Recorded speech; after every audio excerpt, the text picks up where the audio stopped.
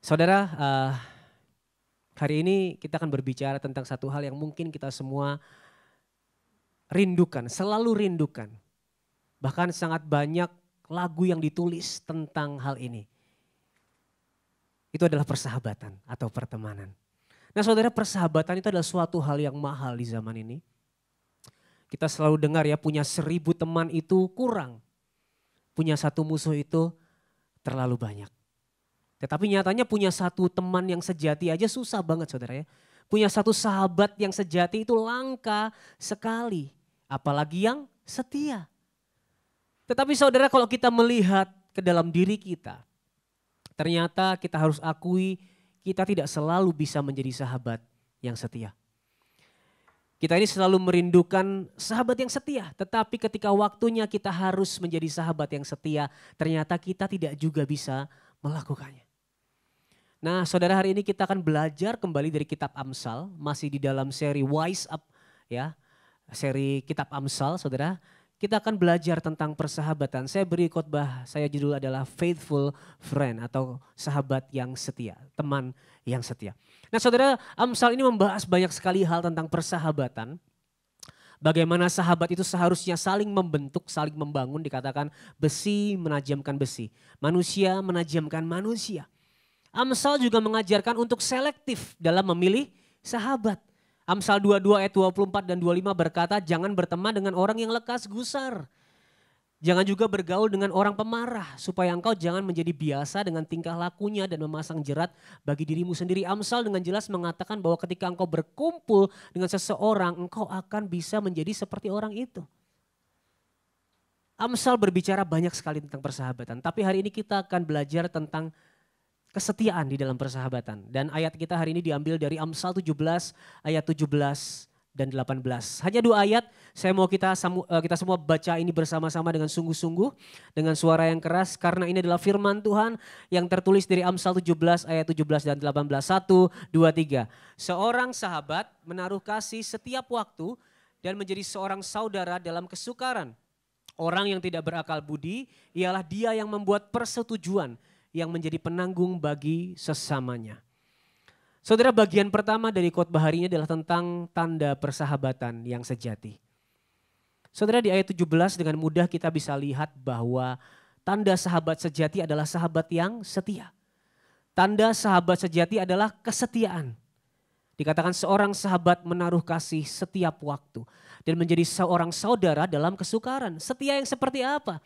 Yang pertama, ciri kesetiaan yang Amsal tulis tentang persahabatan adalah kasih yang konsisten. Dikatakan menaruh kasih setiap apa saudara? Setiap waktu. Setiap waktu ini berarti tanpa terkecuali. Entah itu waktu yang baik maupun waktu yang buruk. Musim yang baik maupun musim yang buruk, musim menuai maupun musim gersang saudara. Kesetiaan itu mudah dilakukan dan dikatakan saudara kalau musimnya baik. Betul atau betul? Betul ya. Berada di samping seseorang itu lebih mudah di dalam kondisi yang menyenangkan. Ada amin? Ada. Kita harus akui itu saudara. Lebih mudah setia kalau waktunya enak, waktunya menyenangkan.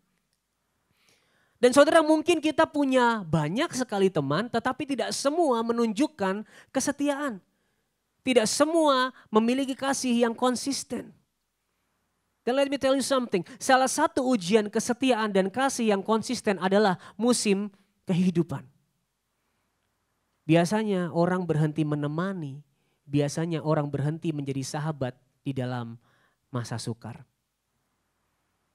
Dan hal itu terjadi ketika relasi dibangun di atas fondasi transaksi dan kepentingan. Kalau seseorang sudah memberikan manfaat bagi kita, bisa memberikan sesuatu bagi kita, maka ia akan kita anggap sebagai sahabat. Dan ketika orang itu gak bisa memberikan manfaat, gak bisa memberikan satu hal yang mungkin kita mau, kita akan tinggalkan mereka. Selalu ada sahabat di setiap musim hidup. Tetapi sahabat sejati hanya bisa ditemukan lewat kesetiaannya di setiap musim. Apakah ia memiliki kasih yang konsisten? kasih yang konsisten diuji di dalam musim yang buruk. Saudara, saya akan memberikan 2 buah foto. Saudara tahu siapa mereka? Yang kanan tahu ya, yang kanan siapa saudara? Messi. Yang kiri tahu nggak? Yang kanan siapa saudara? Yang kiri Messi. Yang kanan? Ya, ketahuan umurnya yang tahu saudara ya. Jadi kedua orang ini, Del Piero dan Messi adalah 2 pemain bola yang terkenal setia sama klubnya. Del Piero ini yang kanan saudara ada di Juventus 19 tahun. Yang kiri Messi ada di Barcelona 17 tahun saudara. Terkenal setia. Tapi kalau saya mau tanya ke teman-teman yang mana yang lebih teruji kesetiaannya? Yang gak nonton bola gak tahu. Yang nonton bola tahu gak? Yang mana yang punya kasih yang konsisten terhadap klubnya? Saudara mungkin terlihatnya sama. Untuk teman-teman yang gak tahu saya ceritain ya. Del Piero ini ada di klub Juventus yang pernah terlibat skandal di klubnya ya. Dan Juventus ini dihukum untuk turun ke divisi yang lebih rendah. Jadi kalau main bola itu ada divisinya, divisi atas, divisi bawah. Juventus karena terlibat skandal, ia diturunkan ke divisi bawah. Di saat para pemain bintang meninggalkan Juventus karena mereka turun ke divisi bawah, Del Piero tinggal saudara. Ia bersama beberapa teman tinggal setia. Berjuang bersama akhirnya naik lagi ke divisi atas. Akhirnya naik lagi ke kasta tertinggi. Ia ada, ia setia, ia konsisten kasihnya di saat yang buruk.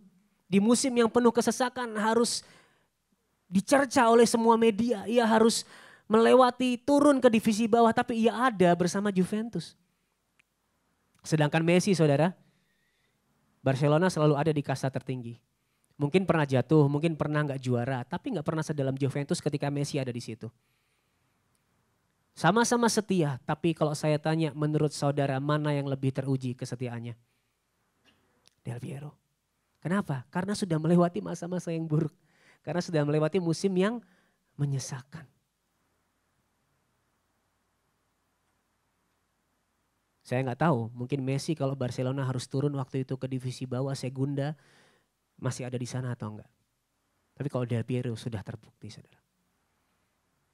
Dan saudara Amsal 17 ayat 17b menjelaskan ini dengan sangat indah. Dikatakan menjadi seorang saudara di dalam kesukaran. Dalam bahasa Inggrisnya lebih indah lagi saudara.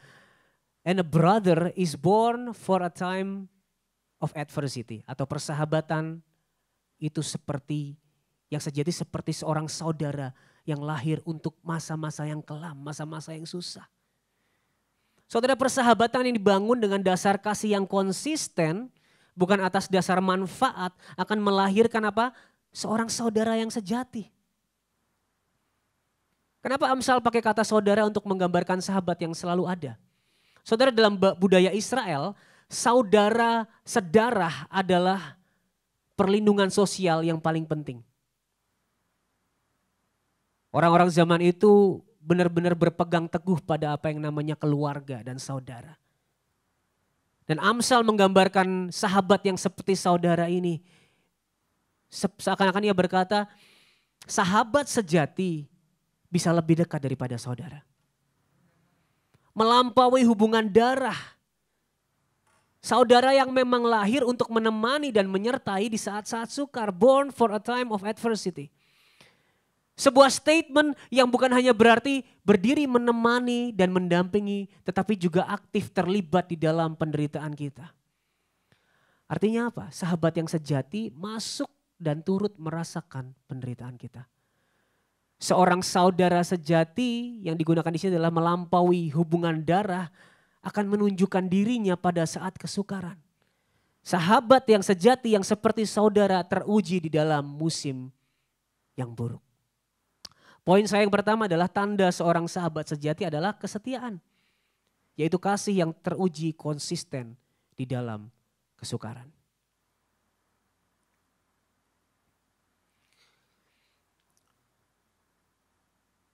Mungkin saudara banyak yang berpikir ayat ini adalah satu guide atau patokan untuk kita mencari dan menyeleksi sahabat. Ya kita pilih-pilih sahabat nih. Yang konsisten saat aku susah mana nih. Yang selalu ada waktu aku gak enak nih yang mana nih. Kita pilih yang benar-benar sahabat sejati. Yang bukan kita buang, kita harus jauhi.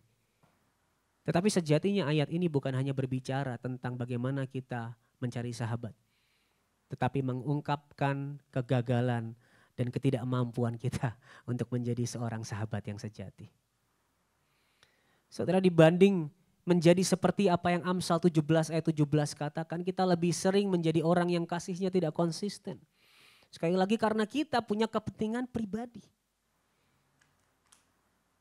Dalam menjalin persahabatan, dalam menjalin pertemanan, kita punya kepentingan pribadi. Kepentingan pribadi ini tercermin dalam dua bentuk, saudara.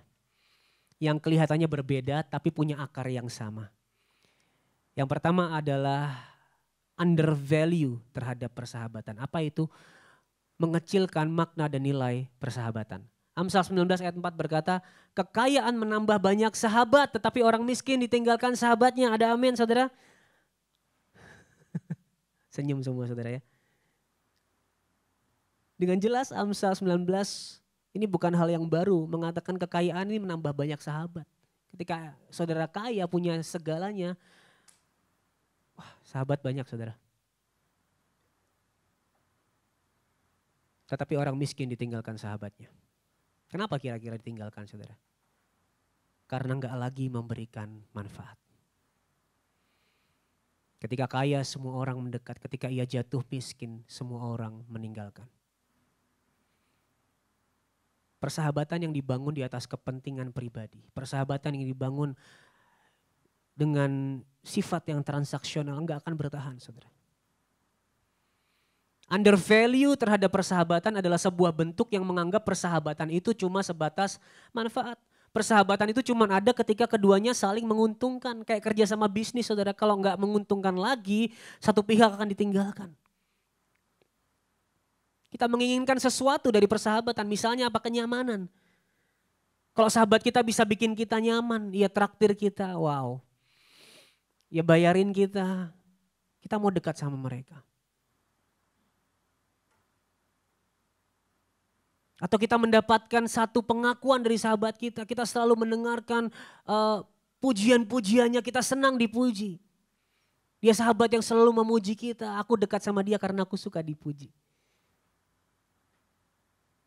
Sebuah persahabatan yang dibangun atas dasar manfaat. Orang-orang yang seperti ini memandang rendah persahabatan. Dan mereka gampang sekali mengkhianati, gampang sekali meninggalkan sahabatnya. Mereka gak peduli sama sekali terhadap apa yang sahabatnya butuhkan. Mereka sama sekali gak peduli ketika mereka sahabatnya ada di dalam masa yang sukar. Ini bentuk yang pertama saudara, undervalue terhadap persahabatan. Menganggap persahabatan itu ya gitu, simbiosis mutualisme aja.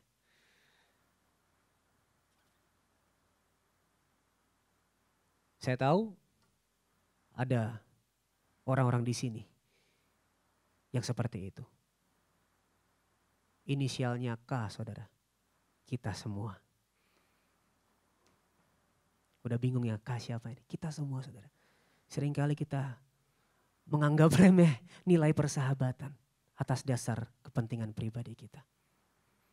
Gak ada yang terkecuali, kita semua pernah mengalami itu. Kita semua pernah menjalankan dan melakukan itu. Kalau yang satunya undervalue, yang satunya bentuknya adalah overvalue terhadap persahabatan. Sangat mengagung-agungkan persahabatan. Setia sekali saudara. Tapi ternyata ini juga berakar dari kepentingan pribadi. Overvalue terhadap persahabatan ini menjadikan persahabatan sebagai satu-satunya nilai hidup mereka. Menjadikan persahabatan sebagai berhala. Dan ternyata Amsal juga memberikan batas pada kesetiaan. Ada batasnya kesetiaan saudara. Ternyata karena ada kesetiaan yang gak sehat. Amsal 17 ayat 18 berkata, orang yang tidak berakal budi ialah dia yang membuat persetujuan yang menjadi penanggung bagi sesamanya. Meskipun ayat 17 berkata, punyalah kasih yang konsisten di masa sukar.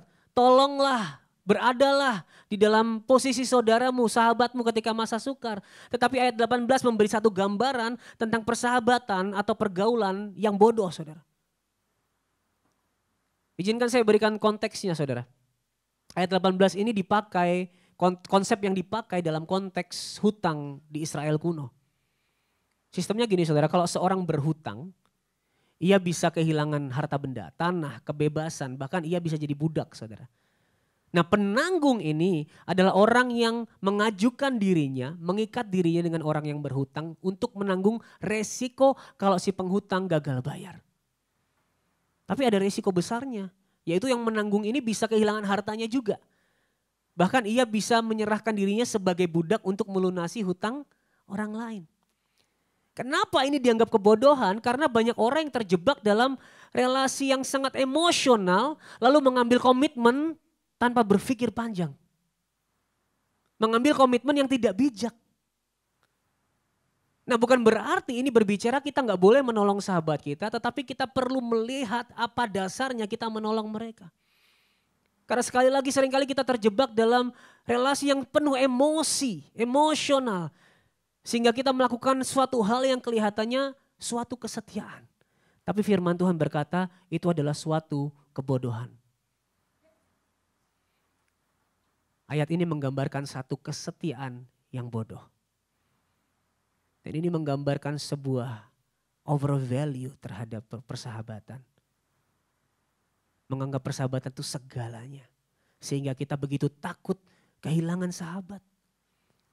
Kita menaruh sahabat sebagai pusat identitas kita dan bukan Tuhan. Akhirnya apa? Kita rela berkompromi dengan dosa demi menjaga relasi. Kita berkompromi dengan dosa demi sahabat kita gak pergi, saudara. Makanya sering kan dulu kita dengar ya, ayolah kita bolos sama-sama. Kalau kamu gak ikut bolos berarti kamu gak setia kawan. Akhirnya kita ikut bolos. Itu zaman kapan ya, berapa tahun lalu saudara ya. Kita ikut bolos supaya kita dianggap sahabat.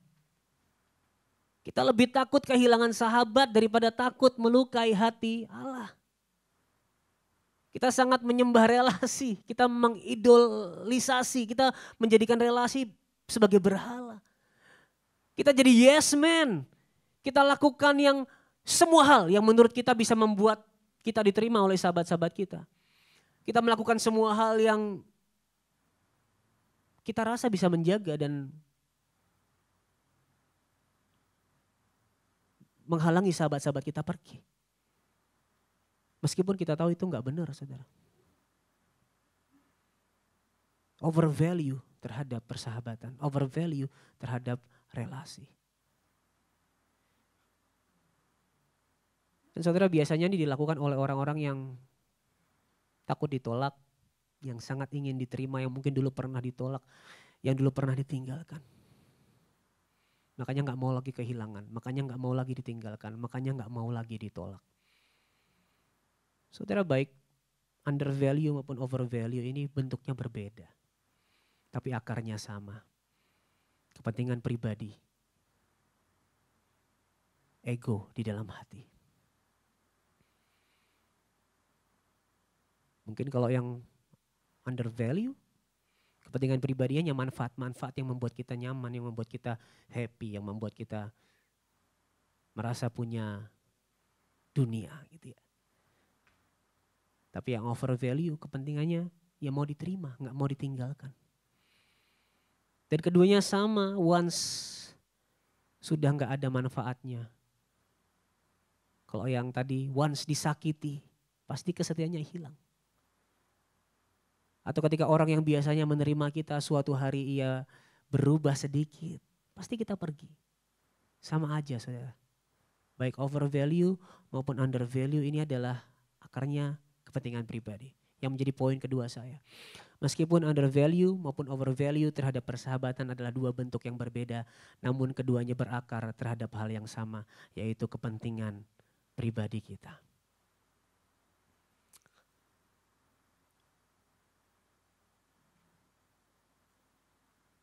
Tapi by the way saudara.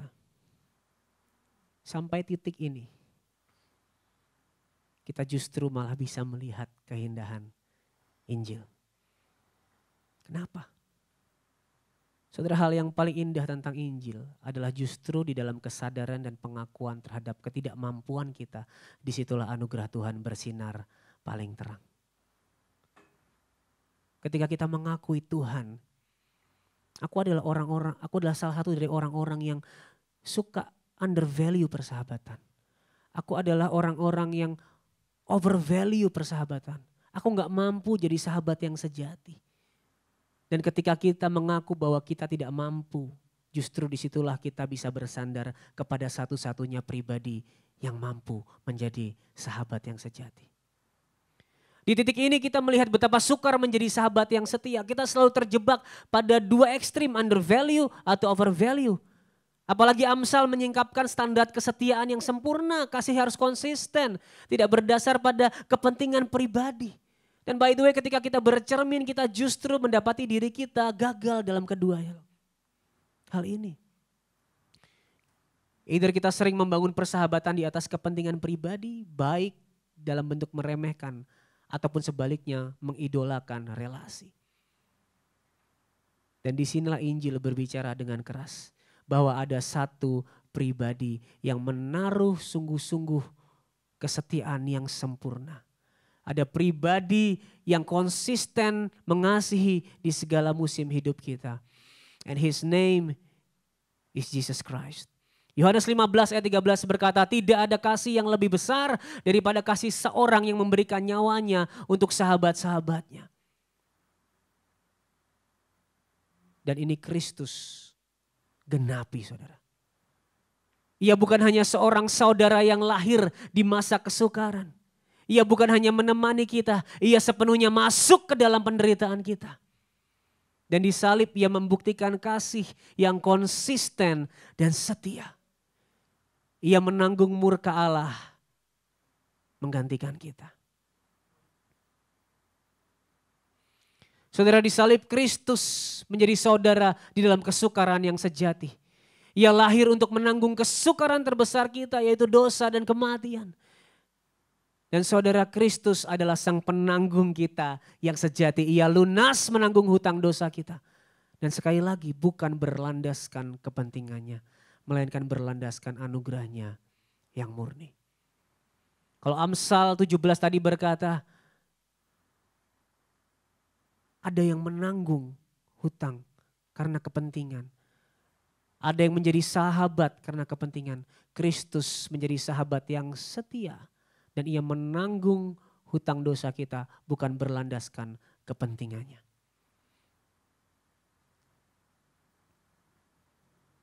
Saudara, kecenderungan untuk undervalue atau mengabaikan persahabatan atau overvalue yang menjadikan persahabatan berhala berakar pada dosa yang berpusat pada diri sendiri.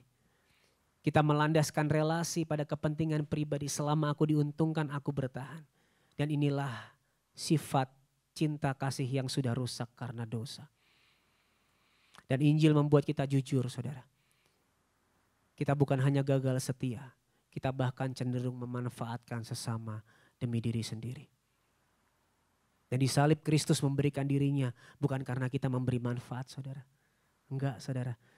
Melainkan justru karena kita enggak bisa memberi apa-apa selain dosa kita dan permusuhan kita. Dan dengan kata lain seperti yang saya tulis, saudara, persahabatan Kristus yang dibangun Kristus dengan kita bukan dibangun di atas kepentingan pribadinya, melainkan kasih anugerahnya yang murni. Kasih yang memberi diri, bukan kasih yang menuntut imbalan. Kesetiaan yang tidak bersyarat itulah yang memutus logika transaksional dalam persahabatan yang akhirnya membuat kita undervalue terhadap persahabatan. Kalau kita ingat ada kasih yang tak bersyarat yang diberikan kepada kita yang tidak layak.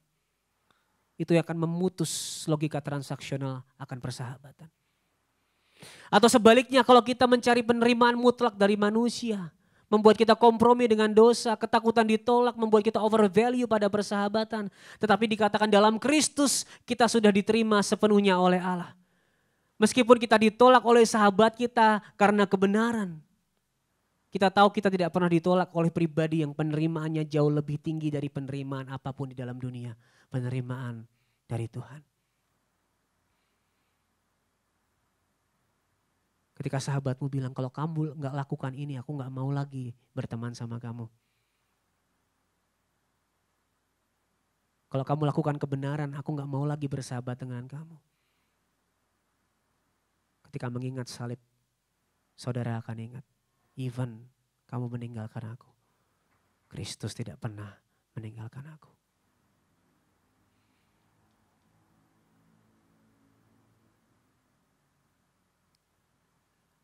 Saudara, Injil akan membuat kita bisa punya persahabatan yang sejati. Membuat kita bisa jadi sahabat yang sejati. Jika Kristus sudah membuktikan kasih yang konsisten dan setia di salib, sudah seharusnya kita percaya saat ini kasihnya pun konsisten dan setia di segala musim hidup kita.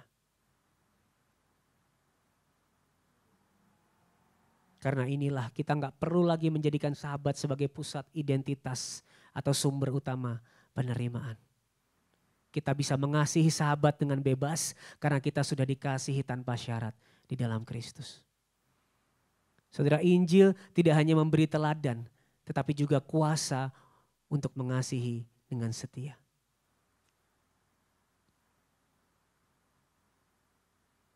Saudara, Yohanes 15 tadi dilanjutkan dengan ucapan yang indah dari Yesus.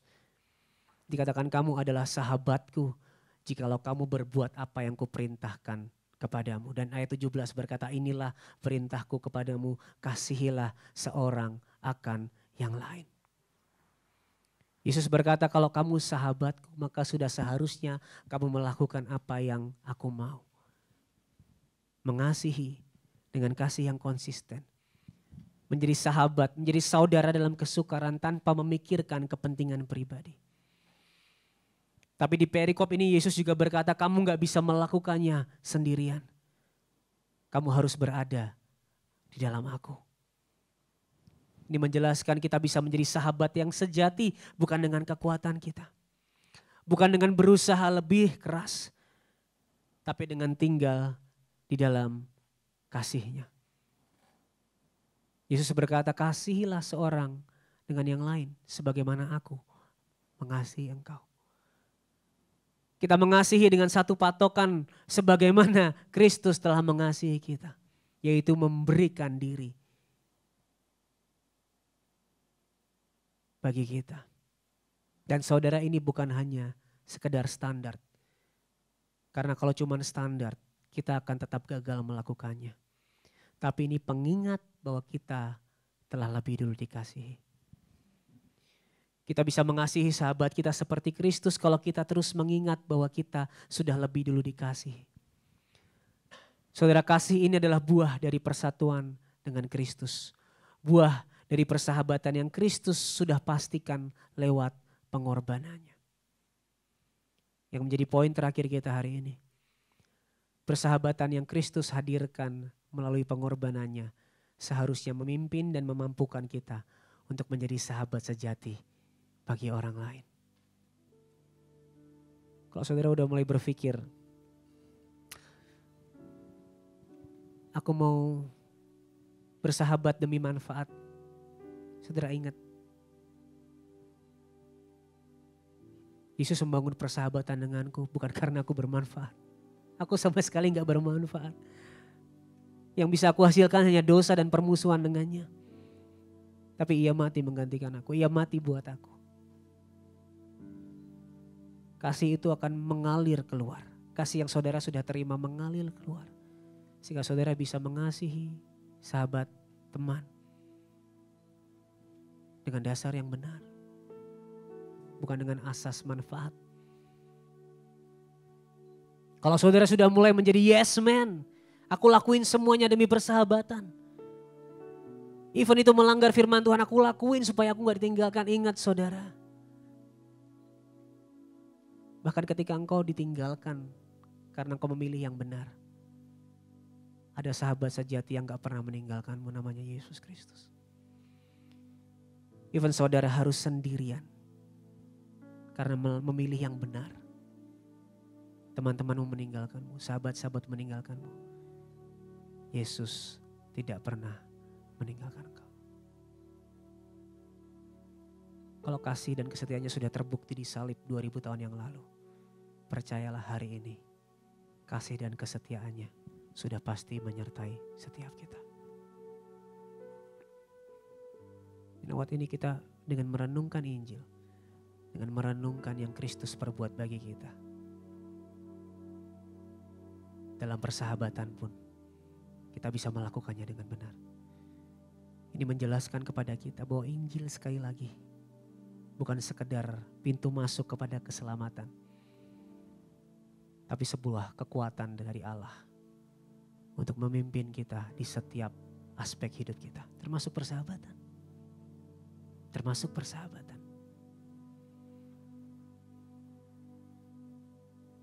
Saudara, hari ini sambil kita undang kita untuk bangkit berdiri, mari tanyakan sebuah pertanyaan reflektif kepada diri kita. Selama ini dalam bersahabat, selama ini dalam menjalin pertemanan, kepentingan pribadi apa yang selama ini mendasari persahabatan yang saya bangun dengan orang lain? Mari tanyakan ke hatimu, mari tanyakan ke dirimu. Kepentingan pribadi apa yang selama ini mendasari persahabatanku dengan orang lain?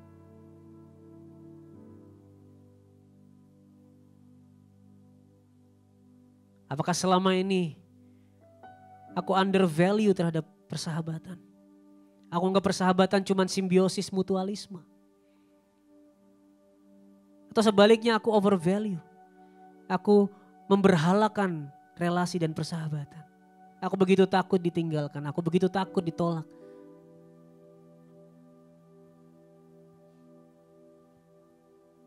Sehingga aku memiliki kesetiaan yang tidak sehat, kesetiaan yang salah. Yang mana diriku?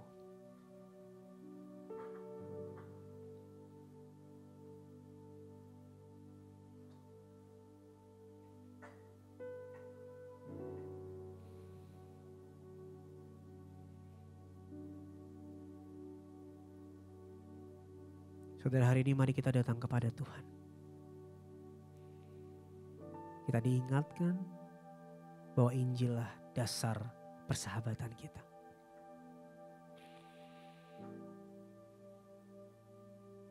Mari jadikan Kristus sebagai pusat persahabatan kita. Entah kita memiliki banyak sahabat, atau hari ini kamu gak punya siapa-siapa, kamu kesepian. Kita diingatkan bahwa Kristus adalah sahabat utama kita, sahabat sejati kita. Cuma Dia yang gak pernah mengecewakan. Cuma Dia yang kasihnya konsisten. Dan dari persekutuan dengannya, kita belajar memberi diri dalam kasih yang konsisten kepada teman-teman kita.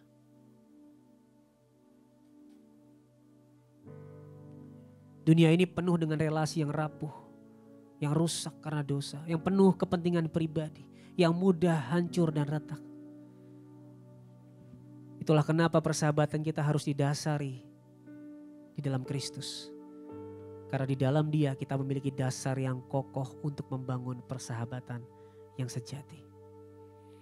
Dan hari ini mari kita datang kepada Yesus, sahabat yang setia. Sahabat yang tidak pernah meninggalkan kita. Kita percaya daripadanya kita memperoleh kuasa untuk menjadi sahabat yang setia bagi orang lain. Saudara, mari kita responi firman Tuhan hari ini. Dengan sekali lagi berkata, aku mau sepertimu Yesus. Disempurnakan selalu.